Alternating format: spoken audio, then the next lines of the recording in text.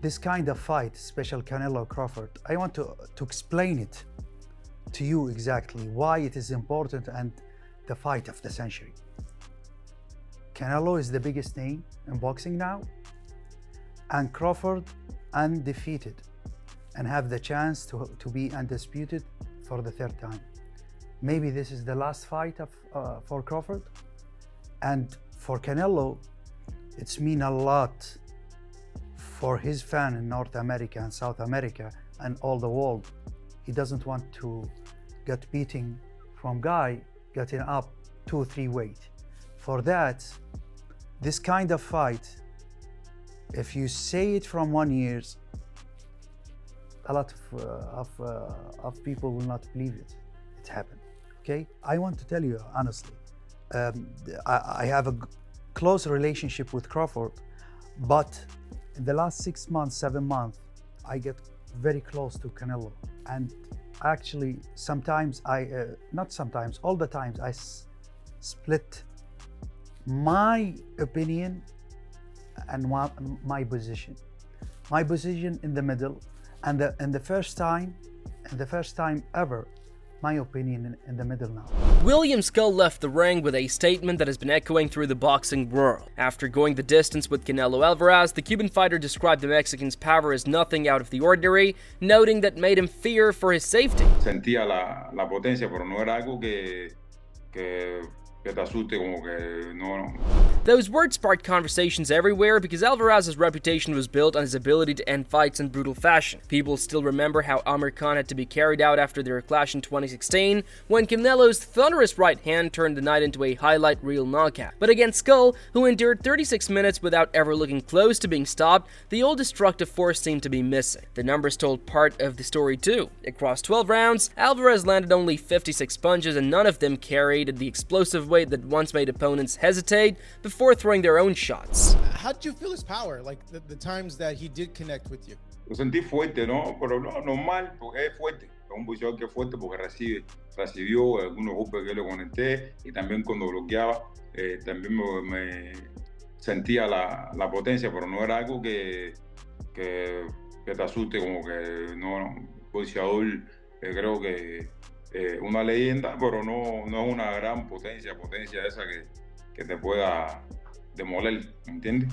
At 35 years of age, the Mexican icon has not recorded a knockout in 4 years. For a man once feared for his finishing instincts, that dry spell has become a talking point as fans and analysts wonder if time has finally caught up with him. Skull's remarks only fueled those suspicions. He acknowledged Alvarez's strength, but also insisted it was manageable. He admitted he felt pressure when blocking, but emphasized that it never crossed into truly frightening territory. In his eyes, Alvarez remains a legendary champion, but no longer the wrecking ball who demolished contenders in this prime. See, nobody else has touched on this. You're probably going to get me killed because you brought me here, but you brought me here. There will be people that want to hear this, and there'll be plenty that don't.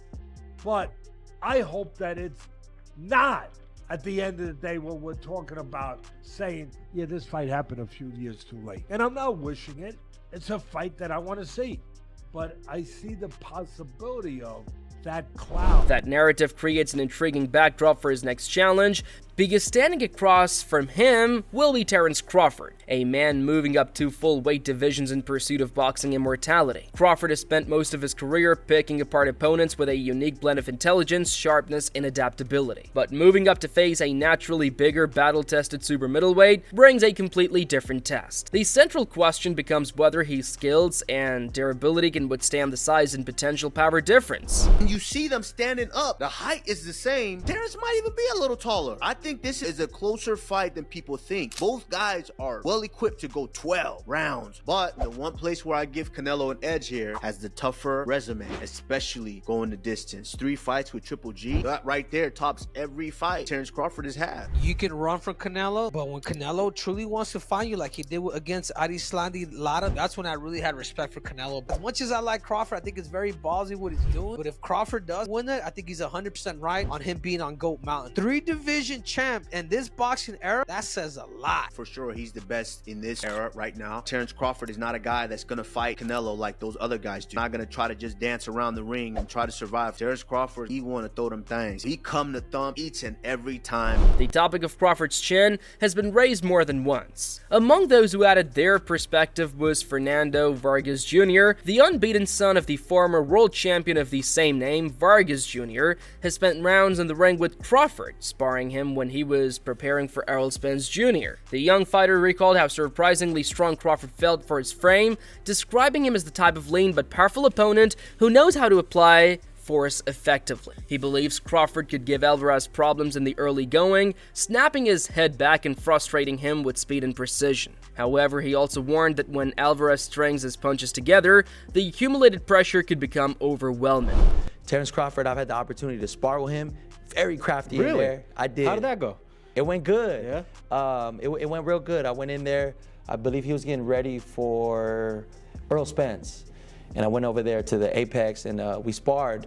And he's really, he's strong. I was walking around like buck 75, 80, and I thought I was gonna be able to just move him around. He's one of those skinny, strong guys, you know what I'm saying? Yep. So he knows how to definitely use his strength, but we're gonna see. I think he'll have early success with Canelo early, maybe snapping his head back. You see Canelo picking up fighters when he gets frustrated, but I think Canelo will end up putting his punches together, and I think that power would just be too much. I don't think Terrence Crawford could withstand Canelo's best shot, but that's what makes it, you know, a good fight and a fight that fight fans definitely want to see. Crawford's track record speaks volumes. He has carved out history by becoming the first male fighter to unify all 4 belts in 2 different weight divisions. The 2017 destruction of Julius Ndongo at 140 pounds, and the emphatic stoppage of Errol Spence Jr. at welterweight showcased his ability to rise to the biggest occasions. More recently, he captured yet another crown by stepping up to 154 pounds and defeating Israel Madrimov, earning himself the title of 4-division world champion. That victory wasn't easy. Madrimov pushed him to his limits, but Crawford's ability to adapt and earn a clear decision win showed why he's regarded among the best of this era. Madrimov himself offered his opinion on the upcoming showdown before his own bout against Virgil Ortiz Jr. earlier this year. He broke the fight down into 2 possible outcomes. If the contest reaches the judges after 12 rounds, he leaned toward Crawford, trusting his ring intelligence and activity to sway the scorecards. If 12 rounds, Crawford win, I think. Crawford and Canelo Alvarez, what do you think about that fight if they did fight? Looks like it's up for September. Good fight. You know, if 168 pounds, I think it's Canelo, but it's Canelo better technique because 50-50. If 12 rounds, Crawford win, I think. If knockout, it's Canelo. What makes Crawford so difficult to fight against?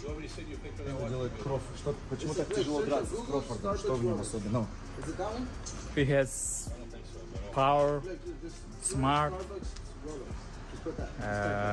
in more practical. He has more experience. He's very experienced. Even legends of the sport have chimed in. Roy Jones Jr., one of the most respected voices in boxing, surprised many by confidently siding with Crawford. He drew comparisons to his own career, recalling how he successfully added weight to challenge bigger men as a heavyweight. In his view, Crawford's physical preparation has been handled well enough to negate the size disparity. He argued that while Alvarez has only one realistic route to victory, Crawford possesses multiple ways to get the job done.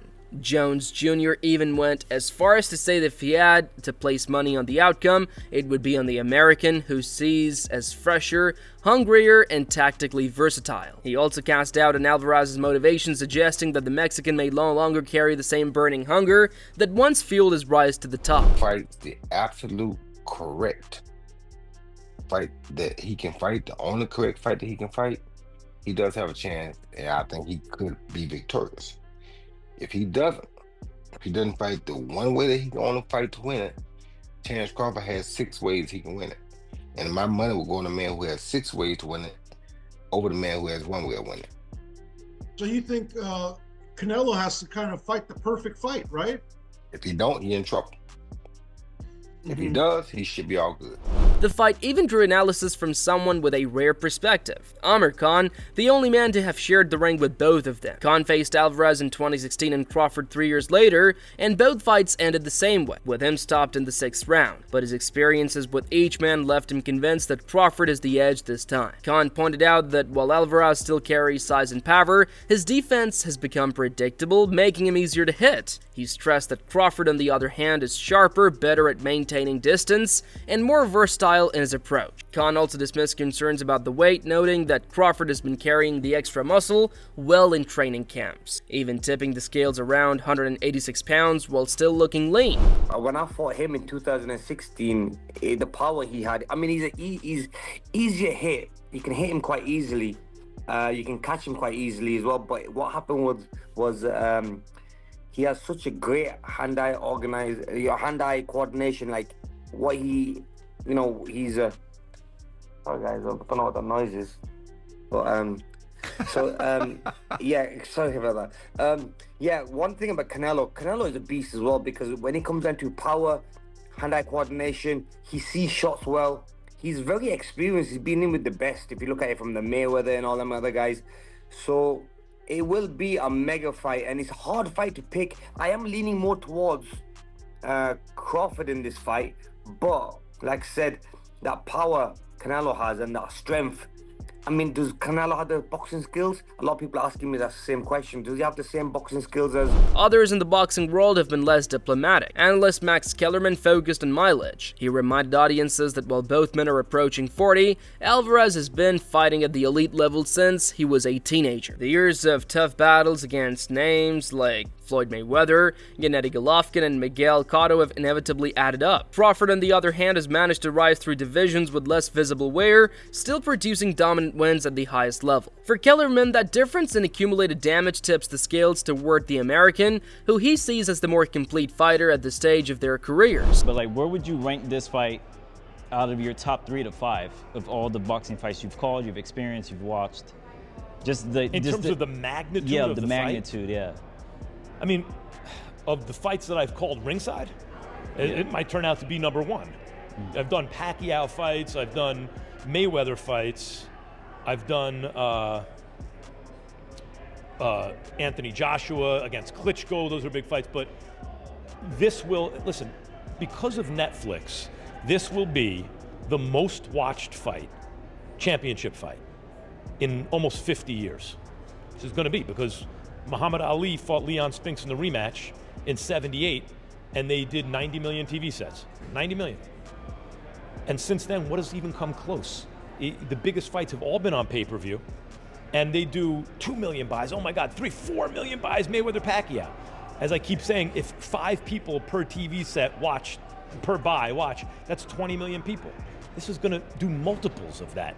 So, so when you look at it from a commercial point of view, it'll easily be the biggest boxing event I've ever covered. Stephen A. Smith echoed that sentiment. He predicted that Crawford's slick movement, ability to switch stances, and sharp timing would carry him to a decision victory. He doubted Alvarez would be knocked out, but argued that his resilience in loading up single power shots has become a flaw. Against someone who thrives on reading patterns and exploiting predictability, that could be a recipe for frustration. Smith acknowledged that Alvarez's natural size advantage makes exchanges risky for Crawford, but ultimately he trusted the American's tactical awareness to control the rhythm and outpoint his rival over 12 rounds.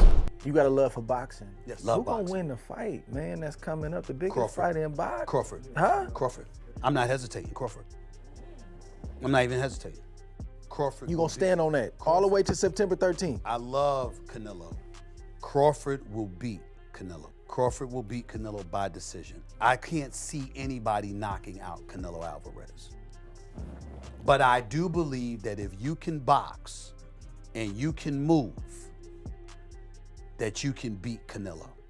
You can outpoint him. That's right. When I think about Canelo, one of the things that I don't like about Canelo, despite his greatness, and a neck as wide as Broadway, for crying out loud. Right. It's like almost every shot has to be a power shot. It's a power shot, yeah. That's not beating Crawford. I will confess, I think Gervonta Davis's trainer, Cal, I think he said this. He said Crawford could find himself in trouble if he decides to engage with Canelo because Canelo is the naturally bigger, strong fighter. And I don't care that Crawford's gotten bigger, and I don't care that Crawford's gonna go in there just as big as Canelo. Canelo is accustomed to fighting at the weight, and Crawford is not. And Canelo is a genius in this regard. You don't see him show up for fights not ready. He's always prepared. He's always ready. He's give him always that. prepared. So I think he's the slower fighter though. And I think that Crawford is brilliant as a boxer. And I think that between switching to conventional and southpaw, using his jab and movement, I think that Crawford is going to outpoint Canelo because he's faster. But I don't think he's gonna knock him. Zab Judah went even further. He praised Crawford's unique ability to control the pace of a fight and frustrate opponents. Judah suggested that Alvarez could actually be worn down to the point of a late stoppage if his stamina fades in the championship rounds. He highlighted Crawford's reflexes, his ring IQ, and his uncanny ability to stay one step ahead. That prediction, bolder than most, injected even more intrigue into the growing debate. That's badass. Okay, what about Canelo and Crawford? Crawford. No hesitation. No hesitation. I want to see that fight. Big Bud. Big Bud. We're going to have to roll Canelo up. We're going to have to pack him up, baby. But how hard is the jump from 47 to 68? I mean, listen, it's a very big challenge. But what I said, with his skills and the way he's adapted to the size, brother, when I seen him stand toe-to-toe and side by side, I said, game over. Terrence Crawford. And listen, don't be surprised if he stops him. I'm telling you. Who? Don't be surprised if Canelo stops Crawford. Terrence Bud Crawford stops Canelo. I wouldn't be surprised. I love you. Skills pay the bills. See that, Cody? Skills pay the bills. George Kambosos Jr., never shy about tactical breakdowns, viewed the fight through the lens of movement. He noted how Alvarez struggled to cut off the ring against William Skull, often chasing without effectively trapping his opponent. He believed Crawford would look to replicate that style, forcing Alvarez to follow him and thereby limiting his offensive success. Still, Kambosos reminded fans that elite fighters often elevate themselves in high-stakes moments, and Alvarez has proven countless times that he can summon something special when challenged. Both guys have such dynamic, boxing attributes. And like I said, Canelo has to press Crawford. He has to be able to use his size, bully him, and able to land them shots that are going to hurt him and put him in 2 frames of mind. Now, Crawford, on the other hand, as much as the size difference doesn't really look like there is a size difference, there is a difference in the weight they've been fighting at. And like I said, Canelo's been fighting as high as light heavyweight. Crawford, in his last fight, did go up to junior middleweight against Madrimov. He did seem to struggle a little bit with a guy at a higher weight. So now you're moving up to super middleweight, will have some effect. But again, it is the biggest fight of his life, biggest fight of Canelo's life, and you're gonna truly think that they're going to be prepared for anything. But the big thing is, will Crawford be able to dictate the fight against a guy like Canelo Alvarez, who's the bigger man? The guy's going to be pushing the pressure. We saw the way he dictated and hurt Errol Spence. A litany of angles, and here comes Spence though as Crawford, and down goes Spence for the second time in the fight, and Spence is hurt. In that big fight where no one thought he would be able to do that against a guy like Spence. So it's going to be very, very interesting. Now, I've got 2 ways this fight, can go. Crawford's way of winning the fight, I truly believe, is in this outbox Canelo Alvarez. Andy Lee leaned toward a more balanced take. He described the matchup as a razor-thin chess game. In his view, Crawford's ability to climb divisions seamlessly and adjust mid-fight clashes with Alvarez's mastery of subtle ring control and veteran tricks. For Lee, the outcome may not be decided by any obvious advantage, but by the smallest of margins. Perhaps a single mistake or one moment of brilliance that swings momentum irreversibly. On the same night as that, over in Las Vegas, Canelo Alvarez takes on Terrence Crawford. What are your thoughts on that sort of super fight, I guess you could say? Yeah, what a fight. Very hard to pick a winner, isn't it? Very hard to pick a winner because, like every good fight, no one really knows the skill and competitiveness and ring craft of Crawford, or you can say the same things about Canelo, but just he has that size. And but But I see Crawford in New York when Hamza fought Berlanga, and he doesn't look too small anymore. He's filled out a lot. He looks quite big. It's a great fight. I think they're equally matched in skill, and it's going to be one of the best fights. It's going to, like, when you see how skillful both fighters are, the tricks they have, and how they fight. It should be one of the best fights of the last, I don't know how many years. You know, it should be up there with the best fights we can remember. All of these perspectives build toward one of the most fascinating clashes boxing has seen in years. Alvarez, once the sport's most feared puncher, now faces whispers about fading power. Crawford, the man who has already cemented his place in history, is daring to achieve what no one has ever done: become undisputed in 3 different weight classes. One carries the size and experience at super middleweight, while the other brings momentum, versatility, and a hunger to keep proving doubters wrong. As fight night approaches, the opinions remain divided. Some believe Alvarez's natural size will simply be too much. Others are convinced that Crawford's adaptability, intelligence, and fresher legs will carry the day. What everyone agrees on is that this is no ordinary matchup. It is the meeting of 2 greats, each with something left to prove, colliding at a moment when questions of legacy loom larger than ever.